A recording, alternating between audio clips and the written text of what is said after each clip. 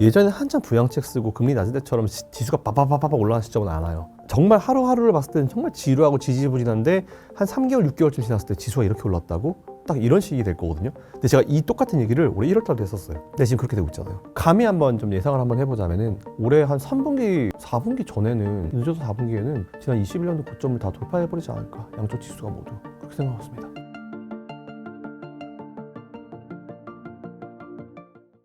네, 반갑습니다. 저는 김선영의 이클래스라는 유튜브를 운영하고 있고요. 여기저기 방송 많이 나오고 있습니다. 뭐 저의 투자 경험이 조금 기간이 좀 있어가지고 저의 노하우를 조금씩 알려드리기 위해서 열심히 활동하고 있는 김선영이라고 합니다.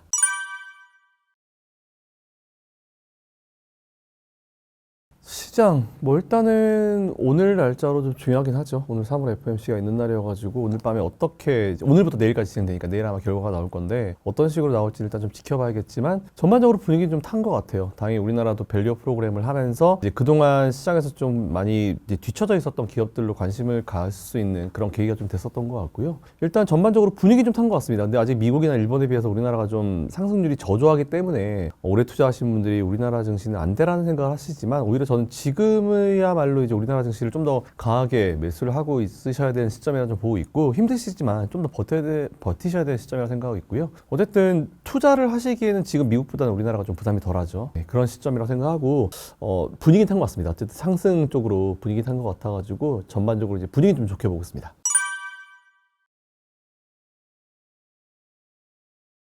2차전지요? 2차전지는 사실은 몇 주 전부터 지난번 아마 출연했을 때도 말씀을 드렸었던 것 같은데 2차전지는 이미 바닥을 잡았었다라고 말씀을 드려왔었어요. 그리고 이제 매수하실 분들은 매수해보시라고 말씀을 드렸고 오히려 손실이 좀 높게 잡으신 분들 뭐 마이너스 30% 40% 되시는 분들도 비중이 적다라고 하면 비중을 좀 늘리시는 방향도 괜찮고 비중이 높다라고 하시면 좀 버티셔야 될 시점이다 라고 말씀을 드려왔는데 최근에 다행히 이제 원자재 가격이 좀 올라오면서 조금 주가도 좀 올라오고 있는 것 같습니다. 뭐 제가 봤을 때 지금 바닥이냐 아니냐 여기서 올라오냐 안 올라오냐 이런 얘기들이 좀 많긴 한데 제가 봤을 때는 바닥은 잡은 것 같고요.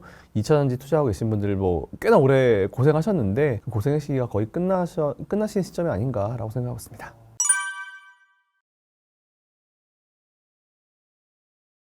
최근에 뭐 사실 2차전지는 이미 이슈 가지고 오르기에는 조금 그렇죠. 이미 워낙 이제 큰 업종이 돼버렸고 이제 시장을 이끄는 업종이 됐기 때문에 예전과 같이 뭐 테마성으로 보기에는 좀 너무 무게감이 좀 생긴 것 같아요. 그래서 일단 사실 지금 이슈를 기다리는 이유가 너무 오랜 기간 동안 주가가 밀려 있었기 때문에 턴어라운드 할 수 있는 그런 이슈를 기다리고 있는 것 같은데 오늘 아침에 테슬라 사실 저는 테슬라를 좀 되게 중요하게 보고 있거든요. 아무래도 테슬라가 전기차 1위 기업이고 지금 현재 중국 기업과 치킨 게임을 하면서 계속 이제 가격 낮추는 경쟁을 하면서 시장 점유율을 싸고 있는데 오늘 테슬라가 모델 Y 모델의 가격을 올리겠다라는 얘기를 하면서 테슬라 주가가 6% 넘게 올랐거든요.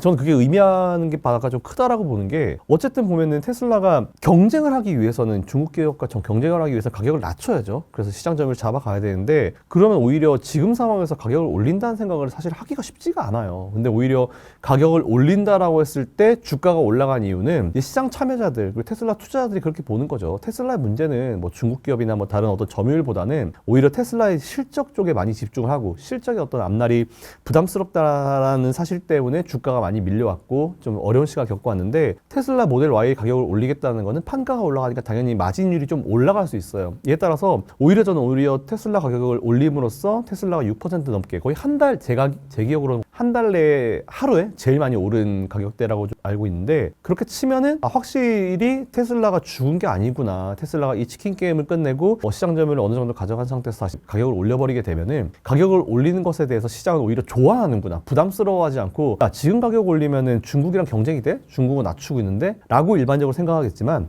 테슬라는 올려버렸는데 거기서 주가가 따라갔다라는 얘기는 크게 마음을 신경을 안 쓴다라는 그런 의미로 좀 받아들이시면 될 것 같습니다. 그래서 오히려 치킨 게임이 어느 정도 끝나기를 좀 우리가 기다려야 되는데 전반적으로 지금 보면은 이제 미국의 양쪽 대선 후보들이 중국은 양쪽 둘 다 이제 중국을 앞으로 계속 이제 공격을 하겠다는 식으로 나오고 있어요. 뭐 트럼프는 관세를 올려버리겠다라는 얘기하고 있고 바이든은 기존에 계속 세게 하고 있었죠. 이에 따라서 중국과의 어떤 관계를 좀 지켜볼 필요가 좀 있을 것 같은데 치킨 게임은 사실은 저는 거의 한계에 왔다라고 보고 있어요. 그래서 아마 테슬라가 모델 Y를 가격을 오랜만에 올렸는데 이 가격을 올리는 게 또 얼마나 이어질지 사실 이 부분이 좀 중요한 것 같습니다. 어쨌든 오늘 새벽에 나왔었던 이 이슈가 좀 전기차 시장 그리고 뭐 배터리나 아니면 이제 테슬라 투자하고 계신 분들한테는 조금 의미가 있는 흐름이었던 것 같아서 앞으로 좀 모니터링 해볼 필요가 좀 있을 것 같습니다.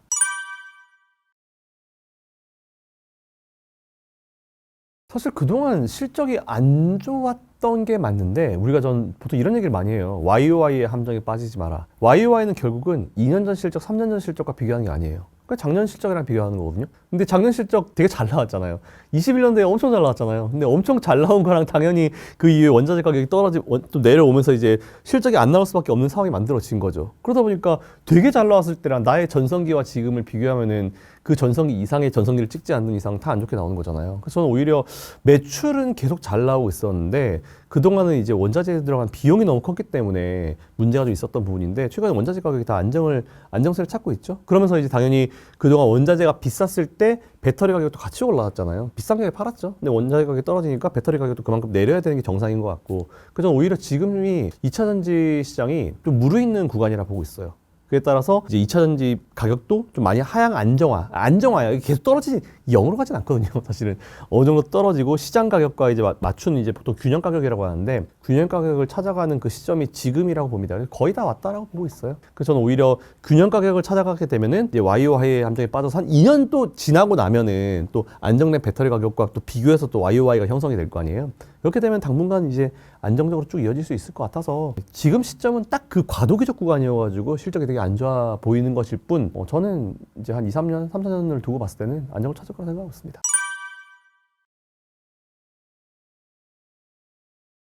네, 25년. 25년으로 보고 있고 아마 주가 움직임은 올해 하반기부터 움직이겠죠. 근데 미리 지금 움직이고 있는 분위기여가지고 저는 이게 이렇게 빨리 움직이나? 저는 하반기 정도부터 좀 움직이지 않을까 싶었는데 이게 이미 좀 움직이고 있는 느낌이 좀 있어가지고 참 다행이라고 생각을 하고 있습니다.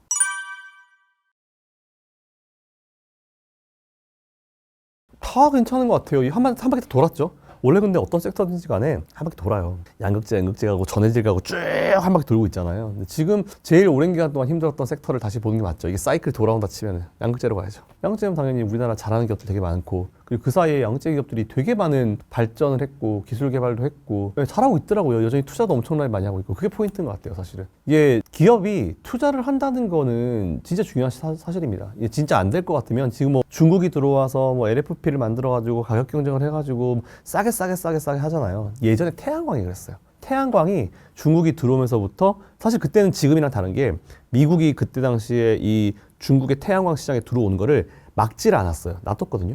중국이 다 먹어버렸잖아요. 근데 지금은 2차전지 들어오는데 미국이 다 때려막고 있죠. 관세로 때려막고 막 수출도 못하게 하고 뭐 반도체도 마찬가지로 다 막고 있잖아요. 그러다 보니까 중국도 이제 성장하는데 한계가 있을 것이고 그런 시점인 것 같아서 2차전지는 조금 지난 태양전지 때와는 좀 다르게 해석을 해야 되는 부분이 좀 있는 것 같아서 일단 전반적인 부분을 봤을 때는 올해 2025년을 기점으로 턴어라운드를 할 수 있을 거라고 보고 있고 한번 사이클이 다 돌았기 때문에 이번 사이클은 양극재 위주로 어떤 흐름이 다시 좀 나오지 않을까라고 생각하고 있습니다.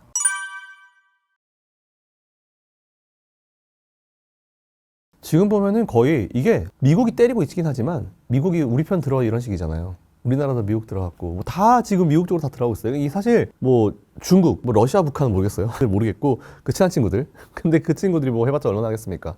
그러니까 거의 이거는 중국 하나와 나머지 전 세계 국가가 다 지금 가는 부분이어서 중국이 자동차 가지고 이제 덤핑으로 들어오는데 유럽에서도 조사를 한다고 그랬고 미국에서도 조사한다고 그랬고 우리나라도 지금 가만히 두고 있지 않죠? 그래서 이제 보조금을 준다 하더라도 차별적으로 두겠다. 뭐 LFP 안 주겠다는 얘기잖아요. 이런 식으로 하고 있고 이게 어떤 사람은 보호무역이라고 이제 안 좋게 해석을 하는데 보면은 보호무역도 필요해요. 왜냐면 사실 지금 보면은 우리나라가 이런 식으로 하면 안 된다. 뭐 중국이 우리나라에 자동차를 판매하는데 우리나라가 뭐 보조금을 차등 지급하겠다라고 했더니 누군가는 대한민국이 뭐 이거는 보호무역을 한다. 이런 식으로 나오는데 다 해요. 지금 미국도 자국사 보호하고 있고 뭐 우리나라 다 보호하고 있거든요. 근데 왜 우리나라는 안 하는지 모르겠고 이제서야 되게 잘하고 있는 것 같고 그렇게 치면은 어쨌든 중국과 나머지가 전체 다 이제 편을 먹고 지금 하고 있는 거기 때문에 중국도 일반적으로 사람들이 이제 내수가 굉장히 강한 국가라고 알고 있잖아요. 그러니까 자기가 생산해서 자기들이 소비하죠. 근데 이게 이러다 보면 이제 이게 수출과 수입이 안 맞게 돼요. 어쨌든 해외로 팔아가지고 수출과 수입을 맞춰야 되고 그리고 사실상 이제 사람들이 잘못 알고 있는 게 중국이 전 세계에서 내수가 제일 강한 시장이라고 알고 있는데 사실은 미국이에요.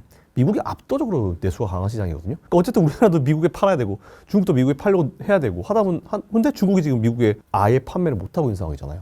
그러다 보면 중국이 언제까지 자국 내에서 소비를 하고 끝내겠냐고요. 그러다 보면은 뭐 자국 내에서 소비하려고 하면 당연히 달러 못 벌어들이고 계속 중국에서만 소비한다 치면은 자기들끼리 결제하는 거 위안화로 할 텐데 위안화를 언제가 찍어냅니까? 그럼 위안화 가치는 폭락해 버릴 거고. 그러니까 한계가 있을 거예요. 그러니까 결국 달러를 쥐고 있는 미국이 이제 지금 상황에서 강한 모습을 보일 수밖에 없는 상황이고 미국뿐만 아니고 나머지가 다 편을 먹고 있기 때문에 중국은 한계가 있을 수 있을 거라 보고 있어요. 근데 오히려 이게 바이든이 되느냐, 정통 정치인 바이든이 되느냐, 아니면 사업을 좀 하는 트럼프가 되느냐, 이것 따라 다른데, 어떤 분들은 트럼프가 되면 조금 이 분위기가 사업가니까 좀 중국이 좀 미국한테 줄 걸 주면은 좀 분위기를 풀 거다라고 하는데, 사실상 미중 무역 분쟁을 처음 시작한 건 트럼프거든요. 트럼프가 시작을 했어요. 멱살잡이를 시작한 거거든요. 바이든 좋은 거 배웠죠. 트럼프한테. 이런 상황이기 때문에 어떤 대통령이 된다 하더라도 중국과의 관계가 쉽게 나아질 거다라고 보진 않아요. 근데 뭐 지금이 거의 최악의 상황이기 때문에 뭐 중국도 열심히 돈 붓고 있잖아요. 자국에 돈 붓고 있고 미국은 좀 더 바짝 엎드려라 이런 걸 원하는 것 같은데 어느 정도 시점이 지나고 나면은 분위기가 조금만 개선된다 하더라도 이제 중국은 분위기가 좀 살아나지 않을까 싶어가지고 일단 당분간은 뭐 압도적으로 밀릴 수밖에 없는 그런 상황이긴 하죠. 별 수 없을 것 같아요.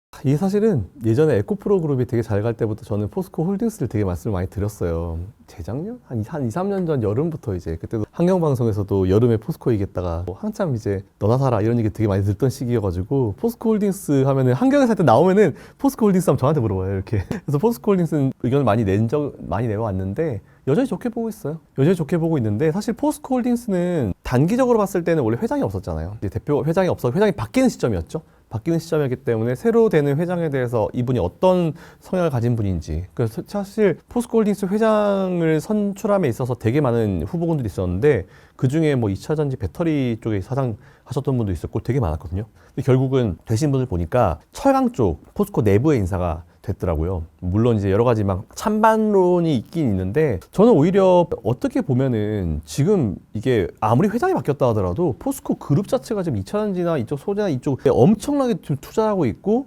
계속 지금 그쪽을 새로운 어떤 사업 포트폴리오로 삼고 있기 때문에 회장이 바뀌었는데 그 사람이 자기 사기업이 아니니까 그걸 다 접을 수는 없어요. 그러니까 어쨌든 포스코는 원래 근간이 철강이기 때문에 철강이 워낙 잘하고 있잖아요. 뭐 꾸준히 하고 있고 지금은 엔저를 등여업은 일본의 철강사들한테 조금 밀리고 있긴 하죠. 근데 그건 어쩔 수 없고 근데 그것도 사실 조만간 아마 일본이 초저금리를 포기를 하고 이제 금리를 다시 올려버리게 되면은 그때 엔저가 사실 그렇게 길게 남았다라고 보이지 않기 때문에 그 시점 되게 되면 이제 우리나라 철강도 일본산에 비해서 상대적으로 좀 좋은 모습을 보일 거예요. 근데 그동안 문제가 뭐였냐면 일본산은 퀄리티가 되게 좋았는데 너무 비쌌고 우리나라도 퀄리티가 괜찮은데 상대적으로 가격이 괜찮았기 때문에 우리나라께 많이 썼거든요. 근데 엔저를 등에 업어버리니까 일본산 철강이 확 잘 팔린 건데 엔저 사라지면 그거 다시 원상복귀 되겠죠? 우리나라는 가지고 있는 철강의 최고의 장점이 적시성이에요. 그러니까 언제까지 철강 줘 이러면은 정확하게 맞춰서 주거든요. 근데 그게 아마 그 장점이 부각이 되면서 올라올 수 있을 거라 보고 있어서 지금까지 그룹을 이끄는 상황을 보면은 어쨌든 철강 위주로 탄탄하게 잘 해놓고 그러니까 대표가 그렇게 맡아놓고 2차전지 쪽에 외부 인사라든지 관련 직원들을 많이 좀 모집을 하면서 2차전지 쪽에 투자는 계속 진행을 할 겁니다. 이에 따라 가지고 오히려 무거워요. 사실은 포스코가 예전부터 되게 무거웠었던 기업이고 최근에 외국인들이 좀 빠져나간다 뭐 이런 얘기가 있긴 있는데 그거는 사실 너무 마음 쓸 필요 없을 것 같아요. 어쨌든 그동안 지금 투자하고 있는 그 기조들을 봤을 때 투자를 걷어들이지 않거든요. 더 늘리고 있는 상황이거든요. 그래서 오히려 삼성전자나 아니면 포스코홀딩스나 이렇게 되게 무거운 기업들은 정말 지루합니다. 지루한데 어느 순간 탄력받아 버리면 정말 빠르게 올라가 버리거든요. 지금 보면 지금 잘 가는 기업들 SK하이닉스도 마찬가지였고 그런 애들 몇 년 전만 하더라도 이 기업 망하는 거 아니냐 뭐 문제 있냐 이런 얘기 되게 많이 들었던 기업이에요. 근데 탄력 한번 받아버리면 그냥 날아가 버리잖아요. 신고가 계속 갈아치워 버리잖아요. 그래서 저는 오히려 포스코홀딩스도 그런 시점이 올 거라고 봐요. 근데 지금은 회장 들어오면서 그 회장의 어떤 자기 경영 철학을 기업에 녹이는 그 시점이 좀 필요할 거예요. 그래서 그 과정이 좀 지나고 나면은 분위기를 잡을 수 있을 것 같은데 뭐 이번에 뭐 2차전지 투자하신 분들, 뭐 2차전지 때문에 포스코홀딩스 매수하신 분들이 회장이 철강이 들어왔다고? 에이, 그럼 뭐 2차전지 별로 중요하게 생각 안 하겠네 라고 생각하시겠지만 그거 오해입니다. 절대 그러지 않을 거예요. 왜냐면은 포스코는 그동안 너무 철강 위주로 되어 있었기 때문에 다양한 사업의 포트폴리오가 되게 중요했어요. 저는 2차전지 투자를 하기 전에 저는 오랫동안 지켜봤기 때문에 처음에 포스코가 다른 쪽에 뭔가 좀 관심을 가졌던 때가 언제였냐면은 일본이 반도체 세계 품목에 대해서 우리나라한테 수출을 금지한 적이 있었거든요. 근데 그때 당시에 희귀가스 같은 걸 포스코 홀딩스가 포스코 철강 그 공장에서 만들어 버렸어요. 그러면서 포트폴리오가 좀 다변화되겠네? 일본에서밖에 못한다라고 하는 건 우리나라가 하네? 이런 이미지가 있었는데 그 이후에 2차전지 붐이 부니까 뭐 리튬 광산이라든지 확. 그리고 사실 제가 이번에 그 인터배터리를 갔다 왔어요. 인터배터리를 갔다 와서 포스코홀딩스를 봤는데 리튬 광산에 대한 그 모형을 만들어 놨더라고요. 광산에서 어떻게 채취돼서 뭐 어떻게 해서 염수를 뭐 어떤 방식으로 증발시키는 방식이 있는데 우리는 뭐 다른 방식 이런 걸 하더라고요. 그래서 거기 있는 부장님한테도 여쭤보고 왔는데 어쨌든 그런 투자들이 계속 이어지고 있는 부분이고 이게 미래 성장 산업으로 보이기 때문에 포스코는 절대 포기하지 않을 겁니다. 오히려 더 투자를 많이 하고 있고 철강은 잘하고 있기 때문에 적절한 투자만 하면 되는 건데 이미 잘하고 있기 때문에 근데 이쪽은 돈을 좀 많이 부을 거다라고 볼 수밖에 없죠 사실은. 그래서 오히려 저는 2차전지 투자하고 계신 분들 회장이 아무리 뭐 철강통이 들어왔다 하더라도 너무 마음 쓰실 필요 없다는 말씀드리고 그대로 홀딩 유지 말씀드리겠습니다.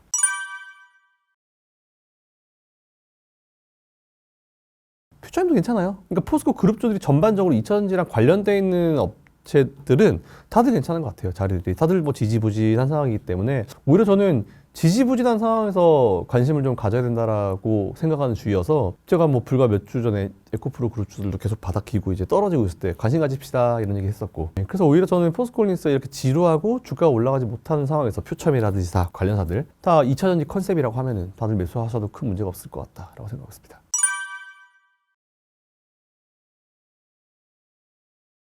그렇죠. 왜냐하면 최근에 우리나라 그 밸류 프로그램 자체가 지주사 쪽에 이제 집중이 좀 많이 돼요. 그 지주사가 그래서 두산 같은 기업들도 한번 좀 빵 떴거든요.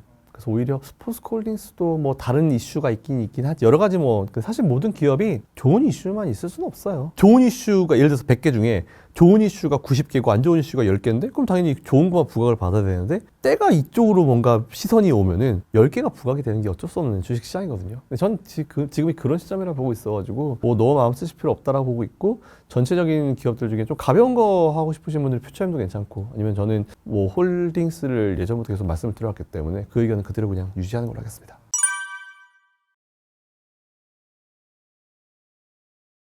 안정 찾았죠. 다행히 좀 올라오고 있었고 제가 한 2, 3주 전쯤에 다른 채널 나와가지고 좀 이제 끝을 틀어 올리길래 이게 바닥을 끝내는 신호가 될 수도 있을 것 같습니다. 근데 그 이후에 쭉 안정을 찾으면서 이제 분위기 같이 타고 있는 것 같아요. 그래서 다행이죠. 그거는. 리튬 가격 자체도 저는 오히려 그 균형 가격을 찾는 시점이다라고 봤어요. 사실은. 그동안 사실 러시아 우크라이나 이슈가 빵 발생하면서 모든 원자재들이 다 올라버렸잖아요. 그 이슈가 없었으면 이 정도까지는 아니었을 텐데. 그리고 인플레이션도 이렇게 심한 과정을 거치진 않았을 텐데. 그래도 뭐 어쩔 수 없죠. 지난 과거는 지난 과거로.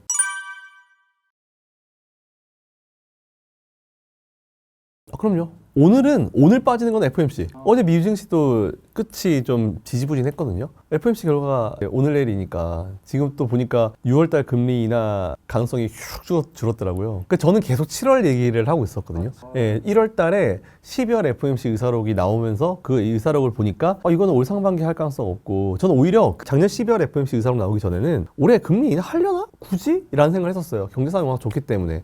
근데 12월에 FOMC 의사록을 보고 한두 번은 하겠구나 싶었고 저는 7월 금리 인하, 첫 번째 금리 인하를 계속 주장을 해왔죠. 근데 그동안 시장은 3월 얘기하다가 다 3월 한다고 그랬잖아요. 근데 이게 뒤로 자꾸 이제 오다가 6월까지 왔는데 제가 더 미뤄질 수 있어서 저도 아마 이번에 FOMC 의사록 나오면은 제 의견보다 좀 더 뒤로 갈 수도 있지 않을까. 라는 그런 생각을 하고 있는데 근데 아마 이번에 파월 의장은 또 매파적으로 얘기할 거예요. 그 다음에 6월달 또 주장한 사람들은 물 건너가겠죠. 안 그래도 제가 방송 오기 전에 페드워치 한번 보고 왔는데 동결이랑 25bp 6월달 인하 가능성이 45대 55더라고요. 거의 비슷해졌어요. 원래는 6월이면 거의 압도적으로 인하가 한 50bp 정도 인하가 돼 있었거든요. 그리고 동결이 거의 없었어요. 근데 한 45%까지 올라갔더라고요. FOMC 끝나고 나면 더 올라가겠죠.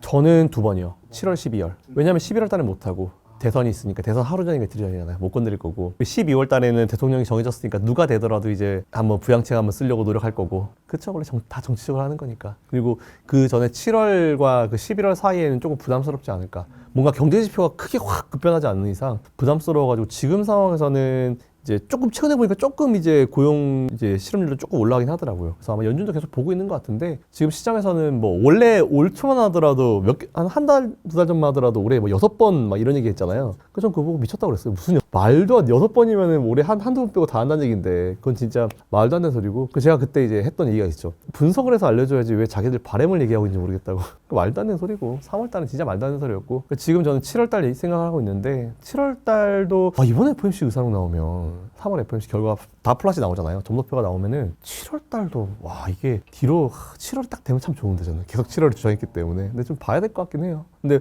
그만큼 경제 상황이 좀 좋다라는 걸 의미를 하니까 일단 좋죠. 좋은 게 좋은 거니까 어쨌든 뭐 미뤄져도. 근데 저는 올해 한 번 혹은 정말 많이 해야 2번. 12월엔 하지 않을까 한 번 정도 생각하고 있습니다.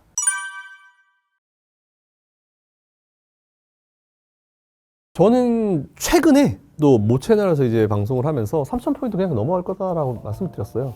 그러니까 올해 지난 2021년이었나? 그때 고점 도전할 것 같아요. 우리나라 시장이. 지금 근데 보면은 알아두셔야 될 게 예전에 한참 부양책 쓰고 금리 낮을 때처럼 지수가 빠바바바바 올라가는 시점은 안 와요. 그러니까 정말 하루하루를 봤을 때는 정말 지루하고 지지부진한데 한 3개월, 6개월쯤 지났을 때 지수가 이렇게 올랐다고? 딱 이런 식이 될 거거든요. 근데 제가 이 똑같은 얘기를 올해 1월 달도 했었어요. 근데 지금 그렇게 되고 있잖아요. 코스피, 코스닥 계속 올라오고 있잖아요. 이런 식이 될 것 같아요. 그래서 아마 올해 안에는 감히 한번 좀 예상을 한번 해보자면은 올해 상반기에는 그렇게 되지를 않기를 바라고 있는데 너무 빨라가지고 올해 한 3분기, 4분기 전에는 4분기 늦어도 4분기에는 지난 21년도 고점을 다 돌파해버리지 않을까. 양쪽 지수가 모두 그렇게 생각하고 있습니다.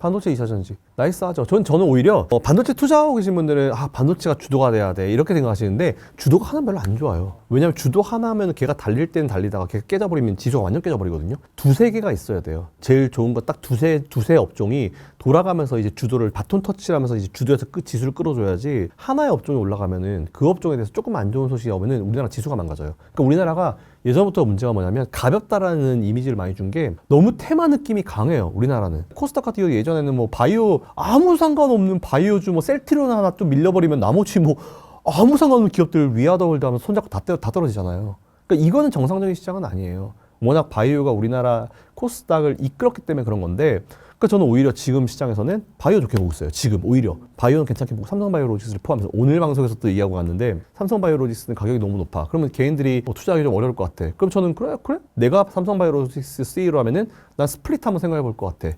액면 분할. 사실 제가 지난번에도 한 2달 전, 한 달 전에도 엔비디아 스플릿 얘기를 한번 했었어요. 엔비디아 그때 무슨 이벤트를 하면서 이게 액면 분할 얘기가 좀 안 나와서 안타깝다라고 했는데 ETF 액면 분할 했잖아요. 아마 엔비디아도 좀 하지 않을까. 그 삼성바이오로직스도 지금 이제 밸류 프로그램이 한참 이제 주주 친화 정책을 많이 써야 되는 시점이니까 적절한 시점에 스플릿 한번 해버리게 되면 그것도 주가 탄력받는데 영향을 줄 수 있을 것 같아서 우리나라 원래 잘하는 바이오 그리고 반도체, 2차전지 이 세 개는 기본으로 가져야 할 것 같아요. 얘네들이 돌아가면서 이제 움직이는데 바이오는 코스닥 쪽의 느낌이 강하기 때문에 물론 코스피로 넘어온 기업도 있긴 있지만 좀 잘하는 기업들, 실적 잘 내는 기업들 위주로 해서 좀 잘 돌아가지 않을까 싶습니다. 그러니까 저는 우리나라 시장 전체가 다 좋길 바라지 한 업종이 우리나라를 대표하면 건강한 시장은 아니라 봐요. 2차전지는 되게 좋아하긴 좋아합니다. 미래라고 봐요 사실 저는.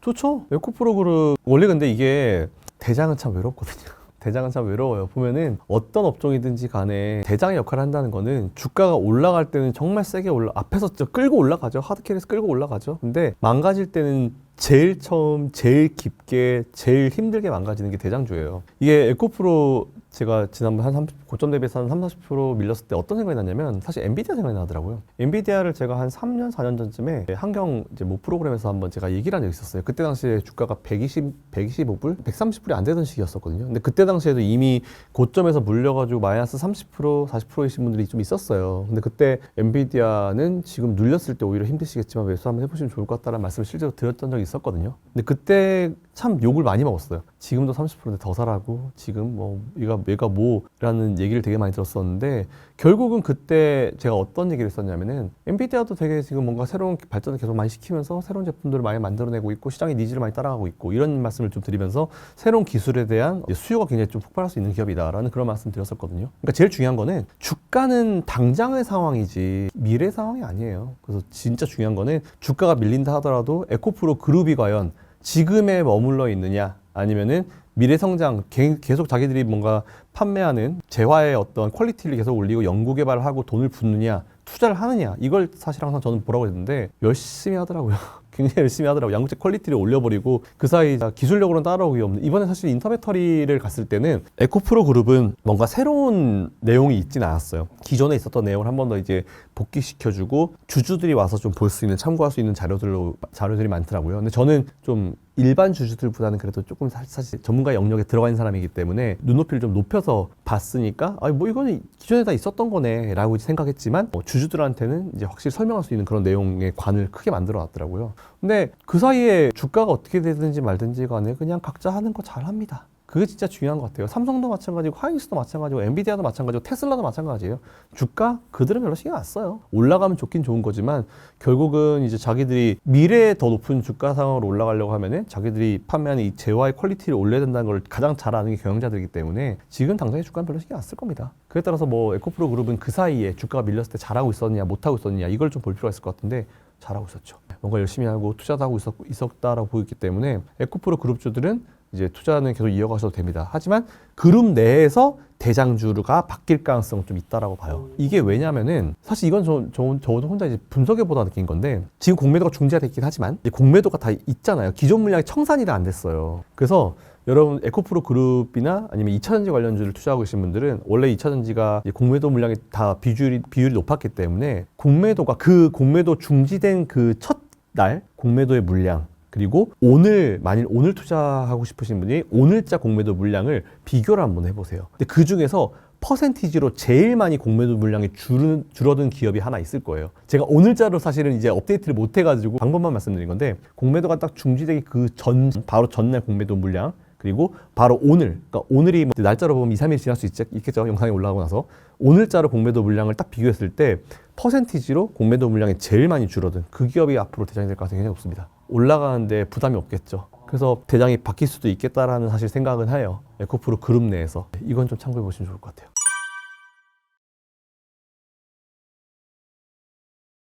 삼성SDI 뭐 주가는 뭐 망할 것 같죠? 망할 것 같은데 사실 이번에 인터배터리 갔을 때 처음에 딱 들어가자마자 모든 관들은 그냥 뭐 기다림 없이 다 들어갔어요. 근데 삼성 SDI는 그 관 옆에 줄을 이렇게 서 있더라고요. 들어가려고. 그래서 처음에 못 들어갔습니다. 왜 이렇게 사람 많지? 나 여기 밖에서 보니까 이제 전고체 배터리 얘기하길래 이것 때문에 그런가 보다 했는데 뭐 삼성 SDI 같은 경우도 좀 많이 아쉽긴 하죠. 주가 상황만 보면은 이제 회사에서 주주들 입장으로 보면은 주가가 이렇게 밀리면은 주가 부양하려는 어떤 액션도 필요하고 뭔가 해줘야 되는데 아무것도 안 하고 있는 것 같고 근데 이번에 인터배터리에서 전고체에 대한 얘기를 우리가 이렇게 신중하게 좀 당하고 있다라고 얘기하면서부터 조금 그래도 이제 사람들이 아주 조금은 마음이 달라진 것 같긴 한데 제일 중요한 건 삼성 SDI는 보여줘야 돼요. 네, 보여줘야 됩니다. 근데 아까지 보여주는 부분이 좀 없어가지고 좀 아쉬운 부분이 있긴 있는데 저는 오히려 좀 아직까지는 지금부터 뭐 매수 들어가십시오. 뭐 지금부터 들어가십시오라고 말하기는 좀 그렇고 정하고 싶으신 분들은 분할로 한 뭐 3번, 5번 나눠가지고 들어가시되 지금 1차 시기 정도는 괜찮은 것 같은데 굳이 그렇게 급하게 들어가실 필요는 없을 것 같아요. 지금. 근데 회사는 괜찮아요. 회사는 괜찮은데 너무 급하게 매수를 하실 필요까지는 없지 않을까라는 그런 생각이 좀 들었었고 일단 뭔가 가시적으로 눈에 좀 보이고 나서 물론 보일 때쯤 되면 주가가 좀 많이 올라가 있겠지만 괜찮아요. 우리가 투자할 때도 항상 발바닥에서 이제 투자를 하고 싶어 하시는 분들이 많은데 좀 올라와서 무릎에서 매수해도 되고 허리에서 매수해도 돼요. 어깨쯤에 팔 수 있으면. 그렇기 때문에 너무 밑에서만 잡아야 된다는 그런 강박만 좀 버리시면은 삼성 SDI 같은 애들은 좀 장기적으로 보면 괜찮지 않을까라고 생각했습니다.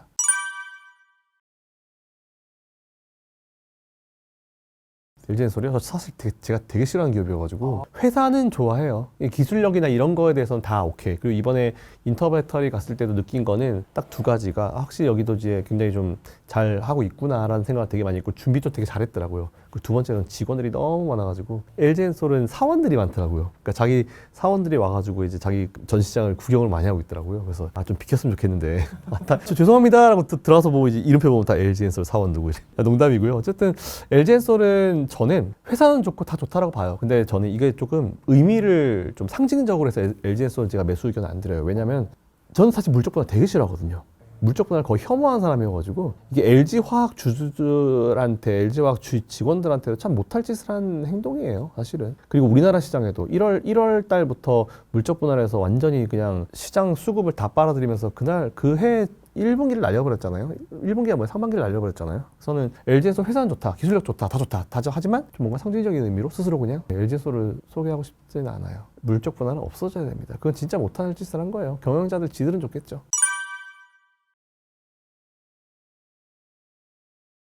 저는 오히려 지금의 작은 데도 괜찮은데 기왕이면은 이제 밸류업을 혜택을 좀 보려면은 일단 초반에는 지금 좀 큼지막한 아이들 위주로 지금은 투자하는 게 맞다고 봐요. 물론 이제 작은 애들이 들어가게 되면은 뭐 퍼센티지가 이제 팍팍 올라가서 뭐 상한가도 가고 막 그러니까 시원시원하게 투자를 할 수 있어서 좋긴 좋은데 지금 시점에는 그거 조금 위험 부담이 좀 있다고 봐요. 오히려 저는 지금 시기는 이제 일단 큰 종목 위주로 포트를 짜는 게 맞다 생각합니다.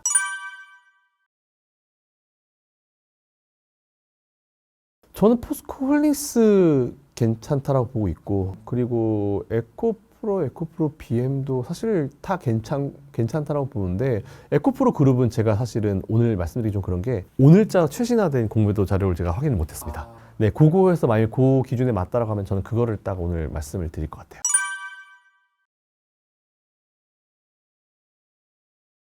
전기차 섹터는 사실 일론 머스크가 어느 날 나와가지고 이제 우리는 당분간 시장 점유율을 위해서 마진율을 포기하겠다라는 그런 얘기를 하면서부터 이제 싸움은 시작됐다라고 보고 있습니다. 네, 사실 이게 거의 테슬라와 중국 전기차 기업들과의 어떤 싸움인 것 같은데 중국 전기차 기업들도 사실 보면 지금 중국 정부의 보조금 가지고 버티는 거지 이게 돈이 많이 남진 않거든요.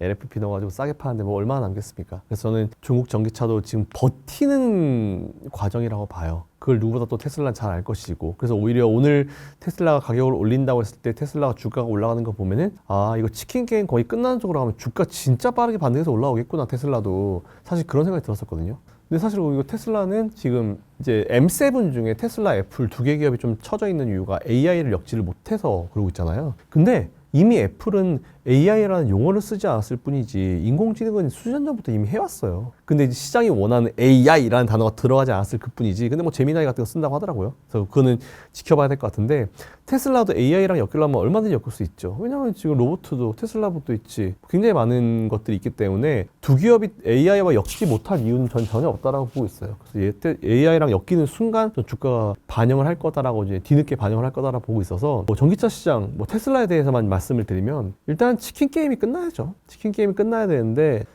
앞에서 말씀드린 대로 확실히 중국 전기차 기업들은 그냥 버티는 과정이고 지금 뭐 보조금 중국 정부의 보조금 받아서 버티는 과정이고 이거를 미국이나 다른 유럽이나 이런 데 다 알아가지고 이제 보조금을 니들이 마음대로 주지 못하게 지금 제한을 하고 있는 상황이고 그러니까 되게 재밌어요. 그러니까 오히려 중국의 입장에서 보면은 대놓고 이제 우리 산업을 니들이 죽이려고 그런다고 우리가 알아서 보조금 주는데 니들이 왜 그래? 거의 이런 느낌이거든요. 근데 그렇게 모든 정부들이 다 같이 합쳐가지고 그렇게 푸시를 하는 거면은 덤핑에 대한 걸 이렇게 뭐 푸시를 하는 거면은 그렇게 오래 가지는 못할 거라 봐요. 그래서 일단 우리나라에도 좀 진출을, 비아드가 진출한다 이런 얘기가 있긴 있는데 결국은 싼 거는 저는 단기적으로 이제 관심은 받을 수는 있어요. 근데 이게 시간이 지나고 보면은 결국은 우리나라들이 싼 게 비지떡이다 이런 얘기 있잖아요. 결국은 이제 좀 비싼 돈을 줘도 좀 괜찮은 쪽으로 이제 살 수밖에 없는 거거든요. 자동차도 우리가 그러잖아요. 무조건 싼 차를 사려고 하는 분들도 있겠지만 농담으로 그런 얘기 있잖아요. 아반떼 사러 갔다가 BMW 산다고. 그러니까 이게 자꾸 좀만 더 보태면 좋은 차를 좀 더 괜찮은 차를 살 수 있다 이런 게 있기 때문에 지금은 어쨌든 뭐 싼 값으로 중국이 그렇게 점유율을 올리고 있다고 하는데 한계가 있다고 봐요. 그리고 지금 보면 전 세계 전기차 판매량, 뭐 전 세계 뭐 배터리 소모량 이런 거 나오잖아요. 근데 거기서 중국 빼야 돼요. 왜냐면은 중국이 그냥 물량으로 공세를 해버리기 때문에 중국 걸 빼놓고 나머지의 이 통계를 봐야지 너무 중국이 많고 중국도 사실은 자국에 파는 게 되게 많잖아요. 의미가 없어요. 글로벌 판매량을 봐야 되는데 물론 최근에는 좀 올라오고 있긴 하지만 아직 자국의 퍼센티지가 좀 높기 때문에 의미가 없어요. 전 세계 판매량 했을 때 예를 들어서 중국이 100개 중에 90개를 자기 나라에 팔고 10개를 해외에 팔아도 100개 판 거예요. 그냥 걔네들은. 통계가 그게 통계 함정이거든요. 그래서 저는 오히려 그래서 그런 거를 좀 우리가 생각을 해봤을 때 너무 이런 언론들이나 너무 이런 과한 어떤 내용들에 대해서 마음 쓸 필요는 없다고 보고 있어요. 근데 전기차 시장 자체는 저는 일단 치킨 게임이 어느 정도 끝나는 시점이 되면은 정말 빠르게 올라올 수 있을 거라 보고 있는데 희한하게 지금 신기하게 타이밍 자체가 배터리 의 가격 바닥을 확인하고 균형을 찾는 시점이랑 또 비슷하게 가고 있어요. 좀 맞물려 가지 않을까. 그리고 결국은 3원계 배터리도 마찬가지지만 처음에 개발됐을 때 다 비싸요. 전고체 배터리도 처음에 비쌀 거거든요. 근데 비싼 만큼 비싼 자동차 모델에 처음에 들어갈 것이고 기술이 개발되면서 기술력이 더 올라가면서 전고체 배터리 가격이 떨어질 것이고 그렇게 되면 점점 이제 적용시키는 자동차들이 넓어지겠죠. 그게 원래 모든 산업이 발전하는 수순이기 때문에 뭐 LFP는 그냥 싼 거잖아요. 그냥 싼 거. 그래서 제가 물어봤어요. 벤츠나 아니면 뭐 해외 다른 차에도 이제 LFP를 넣는다길래 제가 물어봤더니 그건 일부 모델 저가형 모델에 넣는 거지. 어떻게 S클래스 같은데 그런 거 어떻게 넣어요? 이렇게 얘기하더라고요. 근데 그게 맞죠, 사실은. 근데 뭐 최근에 포르쉐니 뭐 이런 데에서도 뭐 LFP를 뭐 적용시키겠다고 했는데 적용시켜서 몇 대나 만들겠습니까? 만들고 이제 결국은 생산해 봐야죠. 뭐 큰 걱정이라 보진 않아요. 어쨌든 결론적으로 말이 길어지는데 결론적으로 다시 한번 정리해 드리면은 치킨 게임이 끝나면은 분위기는 정말 빠르게 반전될 수 있다. 그러려면은 지금 관심을 계속 가져야 된다. 이 정도로 정리하겠습니다.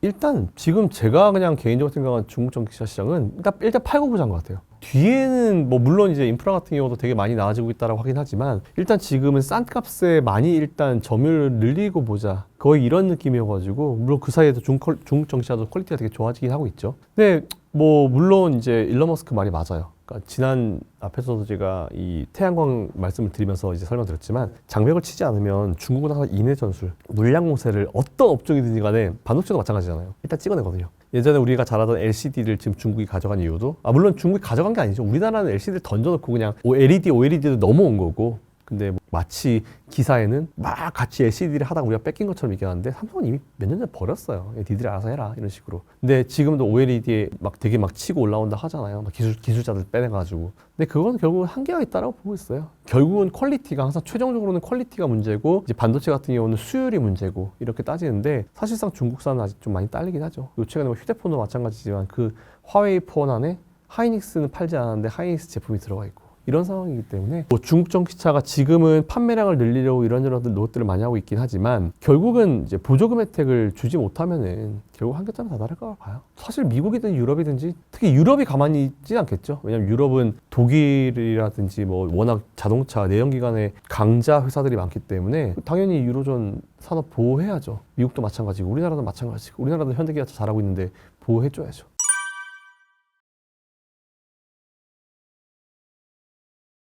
사실 제가 예전에 테슬라가 거의 원탑으로 잘 나갈 때 제가 한경에서 이런 말씀 드린 적 있어요. 어떤 업종이든지 간에 한 기업이 그 산업이 되면 안 된다는 말씀 드렸어요. 라이벌이 있어야 된다고. 라이벌이 있어야지 쟤네들을 이겨먹으려고 기술 개발하고 가격 떨구고 그러면서 이제 고객들한테 맞춰가는 거거든요. 근데 테슬라는 지금까지 보면 고삐 풀린 망하졌죠. 자기가 제일 잘난 줄 알고 치고 갔었는데 오히려 저는 중국이 아니고 다른 곳이었으면 제가 좀 응원을 했을 텐데 중국은 워낙 이제 좀 인해 전술로 하는 그런 국가이기 때문에 좀 강하긴 하죠. 근데 오히려 넓게 보고 전기차 산업의 미래를 봤을 때는 뭐 나쁘지 않은 거라 봐요. 우리 고객의 입장에서는 좋은 차를 싼 값에 살 수 있으니까 이런 게 경쟁을 하니까 이게 만들어지니까 저는 그런 건 되게 좋게 보고 있긴 합니다. 결국은 그래서 1등을 따지라고 하면은 테슬라가 1등 하겠죠. 예, 테슬라 1등 할 겁니다.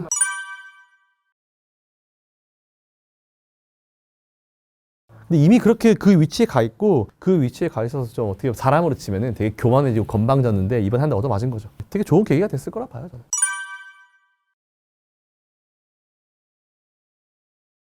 현대기아차는 장점이 사실 테슬라랑은 막 비교를 되게 많이 해요. 막 테슬라랑 전기차 가지고 비교하는 거겠죠. 근데 테슬라라는 기업과 현대기아차라는 기업은 사실 카테고리가 좀 많이 달라요. 왜냐하면 테슬라는 전기차만 하는 기업이잖아요. 근데 현대기아차는 내연기관 하죠, 전기차 하죠, 수소 하죠, 그리고 하이브리드 하죠. 그러니까 다 하는 기업이거든요. 어떻게 보면 포트폴리오가 되게 넓어요.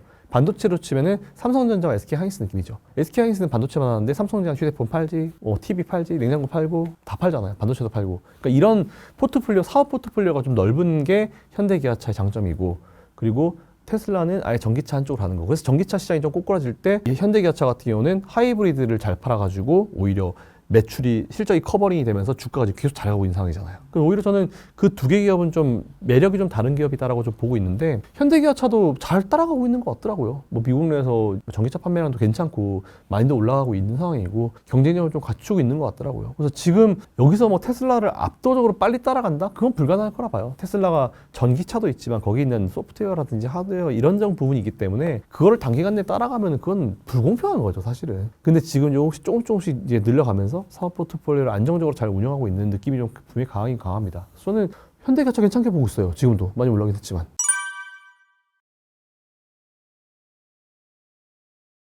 근데 지금 강력하게 전기차 쪽으로 드라이브 걸기에는 제가 만 CEO라면 저는 안 할 것 같아요. 제가 CEO라면. 왜냐하면은 이제 어쨌든 이게 아까도 제가 앞에서 말씀드렸지만 전기차 쪽으로 확 드라이브를 걸어서 그쪽에 확 올려버리기에는 내연기관차라든지 아니면 수소라든지 하이브리드라든지 이쪽에 밸런스가 워낙 좀 잘 맞추려고 노력하는 게 보이기 때문에 전기차로 한 번에 딱 드라이브를 걸기에는 지금 시점은 좀 아니라 봐요. 근데 드라이브를 한번 걸긴 걸 거예요. 제가 봤을 때 아마 매출 그룹 내에서 매출을 한 1, 2? 1, 2를 뭐 내연기관만큼 따라가지 못하겠지만 제법 좀 올라올 정도로 드라이브를 걸긴 걸 겁니다. 근데 지금은 드라이브를 걸 시점은 아니죠. 왜냐하면 애플도 애플카를 포기했다라고 그러잖아요. 근데 제가 봤을 때는 포기한 것보다는 그냥 그 프로젝트를 폐기해서 버린 것보다는 그냥 묶어서 놔둔 것 같아요. 왜냐하면 지금 애플카 많이 나왔다 봐요. 전기차 시장 지금 그 치킨 게임에 들어가면 고래 싸움에 새우 등 터지는 겁니다. 제가 애플 CEO라도 지금 애플카 안 만들어요. 절대 안 내요. 그리고 애플카는 완전 주행을 원래 원했던 차기 때문에 그걸 보니까 아 완전 주행 기술이 아직 멀었구나 라는 그런 생각이 좀 들었고, 테슬라는 근데 계속 그쪽으로 가고 있는데 그 기술이 늦어질 것 같으니까 로봇을 개발해서 로봇이 운전하는 차 이런 느낌으로도 가고 있어가지고, 그러니까 테슬라는 AI랑 엮으려면 로봇 관련주 A랑 엮으려면 엮을 게 진짜 많죠. 결국은 현대기아차도 이제 경쟁력 있게 올라갈 수 있는데 두 개 기업이 워낙 컬러가 다르기 때문에 비교하기는 좀 그런데 안정적인 포트폴리오, 경쟁력이 있는 포트폴리오로 놔두기에는 충분할 수 있을 것 같다라는 생각을 가지고 있습니다.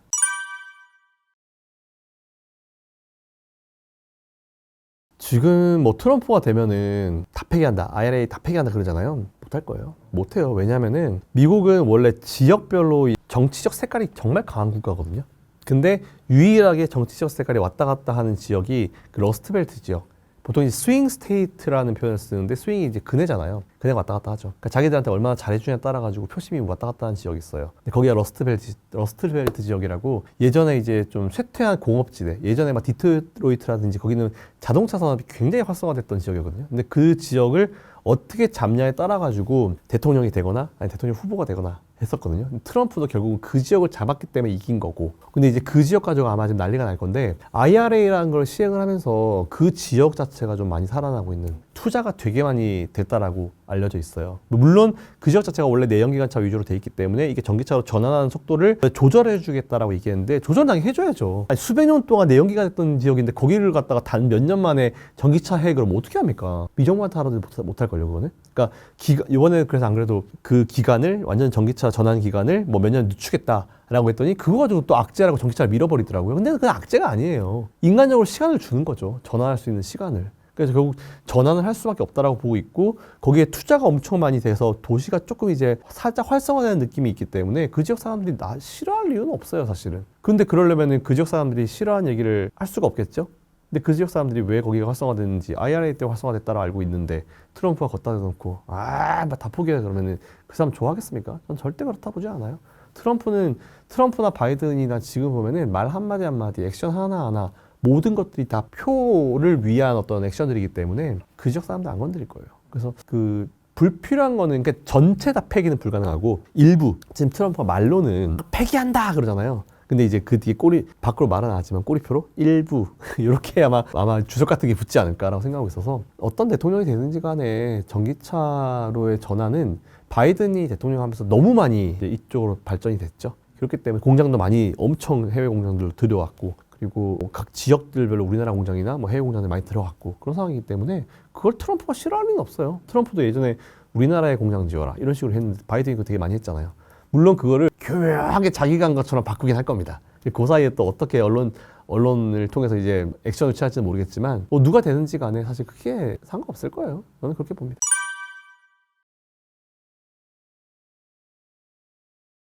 보면은 제가 아까 엔비디아를 말씀을 드렸었지만 특히 미국 같은 경우도 그렇고 우리나라도 그렇고 미국은 좀 그래요. 지금 테슬라나 아니면 애플 투자하고 계신 분들이 되게 힘든 시간을 겪고 계시잖아요. 근데 불과 2, 3년 전에 엔비디아가 그랬어요. 엔비디아가. 그 메타도 제가 엔비디아 메타 두 개 얘기했다 엄청 욕먹었거든요. 그래서 이제 제 지인들한테도 소개했다가 뭐 마이너스 40%, 막 30% 이래가지고 막 전화 오고 막 난리도 아니었었거든요. 그래서 제가 그 이후에 이게 너무 막 힘들어가지고 내가 다시는 지인들한테 소개 안 하겠다.